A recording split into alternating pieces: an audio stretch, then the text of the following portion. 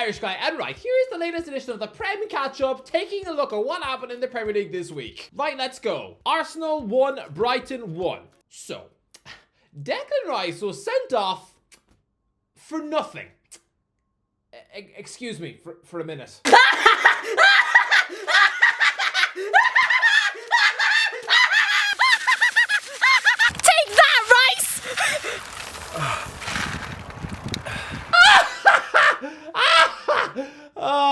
Okay, I am back. Okay, I'm sorry, lads, okay? But lads, we're only a few days away from Declan Rice, somebody who has got the soul of a snake. He is about to line out against the Republic of Ireland. And yet, he was just sent off by a referee called Chris Kavanagh. An English referee on paper, who just happens to have a surname that's more Gaelic than potato stew. The name Kavanagh is actually of Irish origin, and it has multiple meanings, including follower of Kevin, handsome, or gentle. Yeah, considering this ref ain't gonna be winning any beauty pageants anytime soon, then I can only guess that he does spend his free time following De Bruyne to the loo. Well lads, the Arsenal fan base are once again in absolute meltdown mode. Kavanagh daring to show their £100 million prince a red card.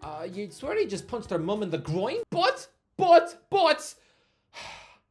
I'm with you. I'm going to put my feelings for Declan Rice aside for 1 minute. Okay, so for this moment, I will be fair. I will put my bitter feelings into this box of moldy 6-month-old Wheatos. Okay, so now that I've temporarily purged the bitterness from my soul, wow, it kind of feels like I just pulled the Babadook out my nose. But yes, okay, I can be impartial now. And let me tell you that that red card is an absolute disgrace. Here's how this incident all played out. Rice gives away a free kick after bundling over Joel Veltman near the corner flag. The referee then blows the whistle toward a free kick, whilst the Dutchman is on the floor with the ball between his legs. He then gets to his feet and kicks the ball and tries to stop it with his hands. He tries to catch it whilst he's bending down so he can then stop the ball and take a quick free. But he's just kicked it too hard, so his hands aren't able to catch it. The ball flicks off Rice's left heel. It's slowly rolling beside him. He looks directly at it and flicks away. Veltman then lashes out, kicking his shin. Yeah, the Brighton defender said in his post-match interview that he wasn't meaning to kick Rice. Oh no, he meant to kick the ball. It's just the ball was no longer there because Rice had kicked it away. That is absolute nonsense. Because the ball was moving, don't forget, and he had just tried to grab it. So he knew the ball wasn't in play. He knew what he was doing. He had seen that Rice had just gently moved it, and so he wanted to draw attention to that. So he kicked Rice and then argued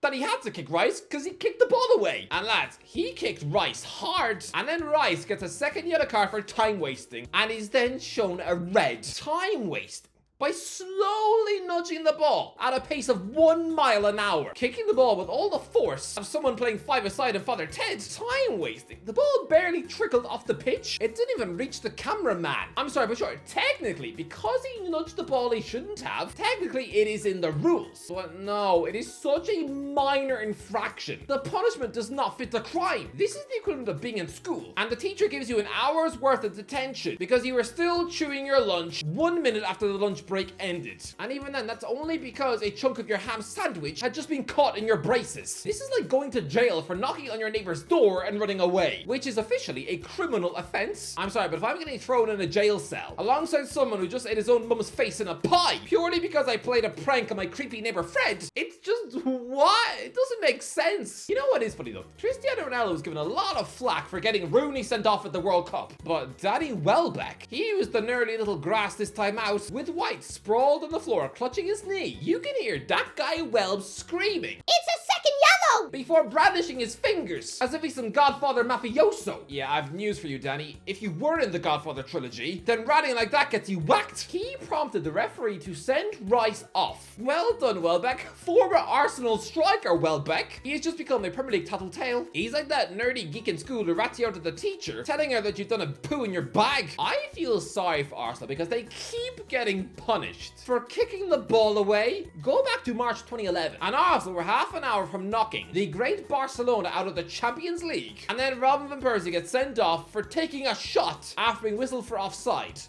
Literally 1 second after the referee's whistle blew, in a ground where there's 95,000 people screaming, and he gets stupidly sent off for that. Van Persie was punished for not having the hearing of a bat. That decision was even worse than this one, and it cost Arsenal a Champions League semi-final against Real Madrid and potentially a Wembley final against Manchester United.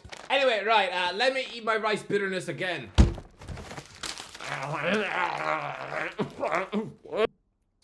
The bloke is a maggot who deserves to have his head flushed down the loo. Man United nil, Liverpool 3. Oh no, it's happened again. Manchester United lose at home to Liverpool in embarrassing fashion. And you know what the really depressing thing is for the Man United fans? I'm not even surprised. Are you? Well, that's one of the most earth-shattering football results in my lifetime. Something that I found so difficult to digest and accept at the time was hearing that Liverpool had rocked up to Manchester United in 2009 and won 4-1. That result, the first time Stevie G kissed the camera at Old Trafford, that shocked me. And it probably shocked you if you were alive. Liverpool do not go to Manchester United and win by a comprehensive scoreline. Not at this supposed fortress. Yeah, since then, Liverpool have done this on such a regular basis. It's no longer an event. That camera has been kissed so many times, it's probably developed a cold sore on the lens. When I was a child, Liverpool might sneak a 1-0 win here, usually with a Danny Murphy penalty, but since 2009, they've won here 3-0 in March 2014, when Moyes was in charge. I'll be honest, I did not think Manchester United could get lower than that. Yes, it was 3-0, but lads, Gerrard missed a penalty too. So realistically, this could and should have been a 4-0 Liverpool win with Gerrard scoring a hat-trick of penalties. The thing is, 10 years later, this sort of scoreline is still happening. And what's crazy is that neither this game nor the one in 2014 was the rock bottom moment. Now, that was the 5-0 loss at home in 2021. It was easy for Liverpool then, and it's easy for Liverpool now. Oh yeah, there was also that forgotten game, which nobody speaks about anymore, where Liverpool actually won 4-2 at Old Trafford in 2021 as well. Imagine we told back in the spring of 2014 that 10 years down the line, Liverpool would still be rocking up to utterly dominate these sort of grudge games at Old Trafford with ease. It's a disgrace. And this is what happens when a new ownership tries to start a new revolution without changing the old manager. Everyone can see that that miracle FA Cup final win saved him his job, but I'm sorry, it was stupid when Pochettino was literally available. Somebody with this club were willing to pay a world record compensation fee of £50 million to take him from Spurs. He was now available for less than the price of a Freddo sandwich. And yet he's since been banished to the USA, where after 2 years of living in that country, in a place where there's probably 3 McDonald's drive-thrus on every street, he's probably soon going to look like Big Sam. Manchester United choosing to persist with somebody they don't really have any faith in is like continuing to stay with that crazy wife who keeps cutting up your clothes when you don't send her kisses in a text. Ten Hag and Manchester United are doomed. I think it's incredible how Gary Neville keeps defending Man United managers with such passion, even in the face of damning, overwhelming evidence that they're not up to the job. I've got it with Ole Gunnar Solskjaer. These guys have been friends for what, 30 years? He's probably got him on WhatsApp. He'll probably have him and his wife over for Sunday lunch. Actually, no, scratch that. Neville is so busy, he probably hasn't seen his own wife in about 3 years. But I get why he kept sticking up for his friend, but Ten Hag. This man looks like a humorless robot who probably thinks it's weak to have friends. I'm guessing this Dutch machine hasn't even so much as wished somebody a happy birthday since 1993. So no, I don't think he and Gary are buddies on Facebook. I don't think they're having secret picnics in his garden where they feed each other sloppy custard creams. So I don't get why he keeps on defending him. It's mad. Lads, you used to have dignified Manchester United managers come out and respond to humbling, embarrassing defeats with absolute and utter defiance. No shirking away from responsibility. Oh no. When Manchester United lost 6-1 at home to Manchester City in October 2011, Sir Alex Ferguson came out and called it the worst result of his career, but promised there would be a response. And there was. They won 8 of the next 9 league games, keeping 7 clean sheets, and the following season, they won the league. Does anybody have any confidence in Ten Hag responding to a 3-0 defeat at home to Liverpool by stepping in front of the cameras, shrugging his shoulders and saying, "I'm not Harry Potter. Yeah, I'm also not a Chinese Hermione, but I can still see you don't have a clue what you're doing"? Pathetic. Not only is he not Harry Potter, the guy's not even Graham Potter. Actually, no, that's too mean. That's too far. I take it back. Sorry, Eric. But as for Liverpool, lads, I tipped them to finish well for Arsenal and finished second in the league this season. And everybody squealed at me that I was a buffoon with ice cream brains. Yeah.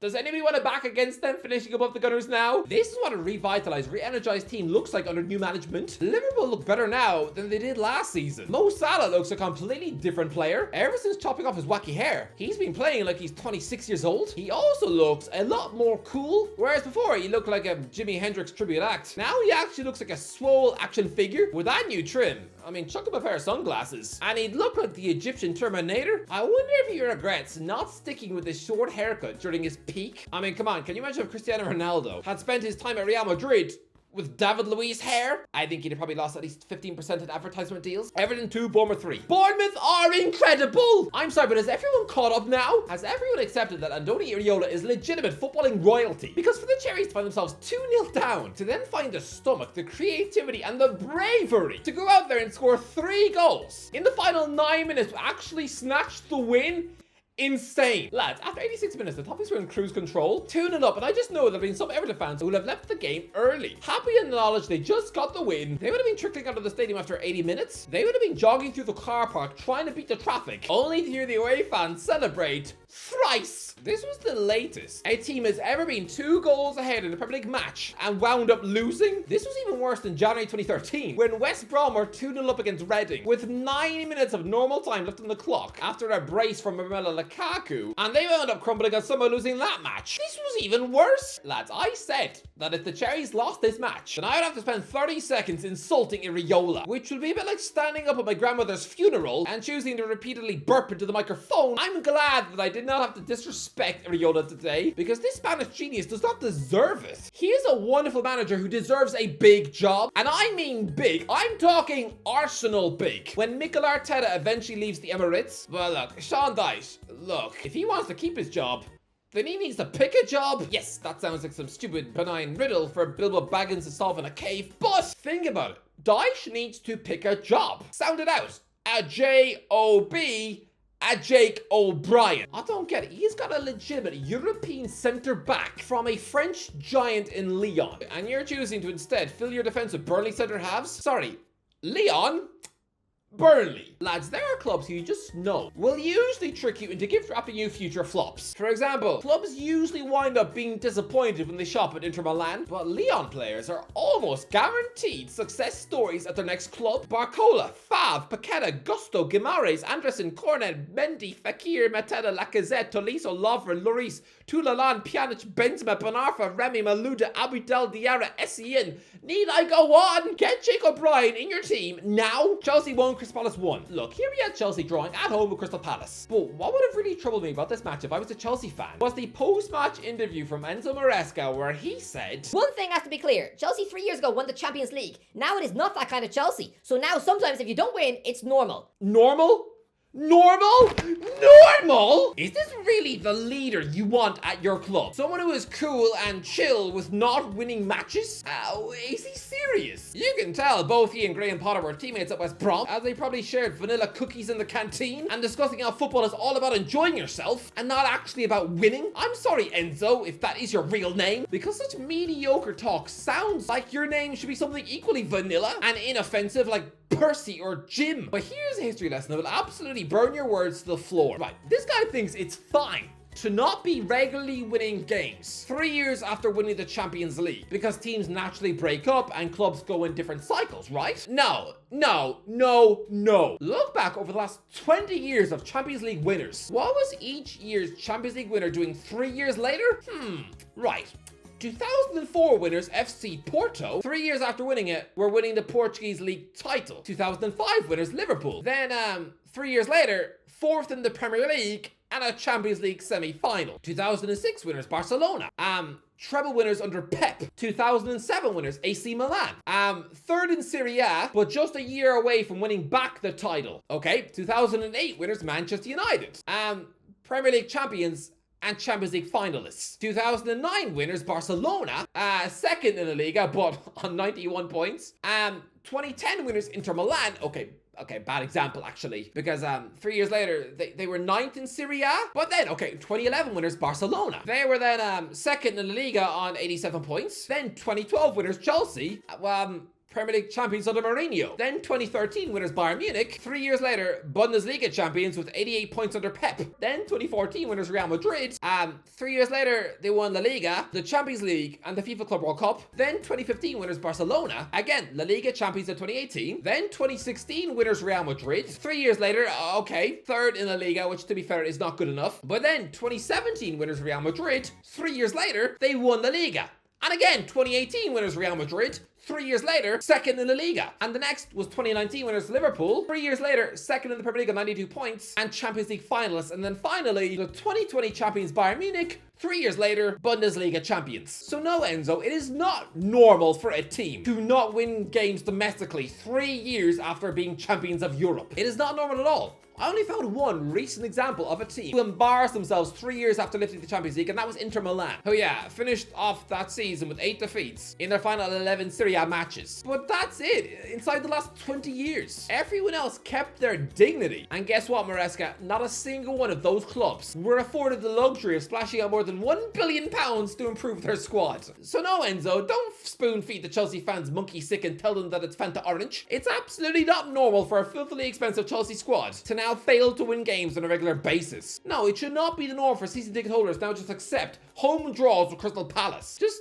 nonsense. Brentford 3, Southampton 1. Southampton, I could kiss you because in my pre-match predictions, I proudly said that if the Saints recorded less than 55% possession away to Brentford, then I would mow someone's lawn with my teeth. Lads, when I saw they'd been spanked 3-1, I was sure that I'd be spending the next week picking daffodils and dog poo out of my teeth. But no, fair play. Russell Martin's boys still managed to put 63.4% possession on the board. But I'm sorry, they're still absolute toast. They're just now Burnley 2.0. West Ham 1, Man City 3. Erling Haaland is a robot freak. This man has now scored 70 goals in 69 Premier League matches.